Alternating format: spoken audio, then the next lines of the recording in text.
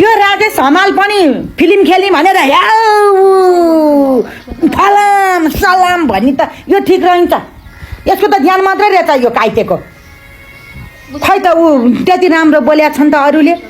पुरानो नयाँ खै भिजन छैन अब तिमीलाई सधैँ भोलि फिल्म खेलाइरहन्छन् त तिमी बुढो भएर म 12 वर्ष हुँदा तिम्रो फिल्म हेरेको थिएँ म अहिले 50 वर्ष भइसक्नु होला तिमी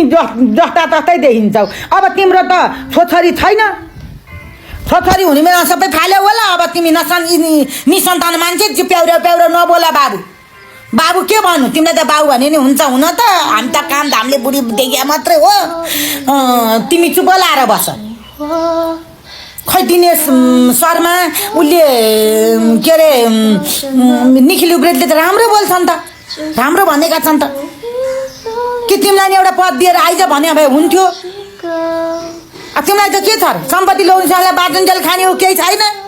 न बा भन्ने छ न आमा भन्ने छ तिम्रो जिन्दगी रहिला छ बोलाएर बस्छ बाबु तिमी पनि वकिल न्यायाधीश हो त्यो अपिल के अरे त्यो त्रिपाठी हो कि के जाति हो त 3 करोड तँलाई काइते 3 करोड हामी नेपालले रिजेक्ट गरिदिन्छौँ तिमीहरूले बनाएको तैँले गर्लास् हामी त गर्दैन गर्ने भाइ यत्रले भोट दिएर जिताएर पठाउँथ्यो तँलाई काइते तँलाई सुँगुर तँलाई त्यो यसको दाम ओठ माथिको जुङ्गा र यसको दाढी चाहिँ आइमाईको तलतिरको यति रौँ भएको जस्तो गरेर कराउँछ तँलाई मुर्दा तँलाई कैती तँलाई बापत्ती तँलाई पात कि मुर्दा जा विदेशमा गएर अदालत गर तँलाई बाँसमा झुन्नाउनलाई तँलाई अझ कराउँदो रहेछ ए चोर तँलाई चोर तैँले नमानेर हुन्छ हामी मानिहाल्छौँ नि यत्र मान्छेले भोट दिएका त्यसै छन् त नमान्ने भए तँलाई काइते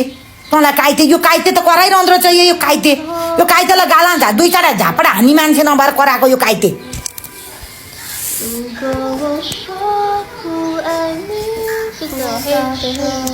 तँलाई काइते उल्टा मुहे काइते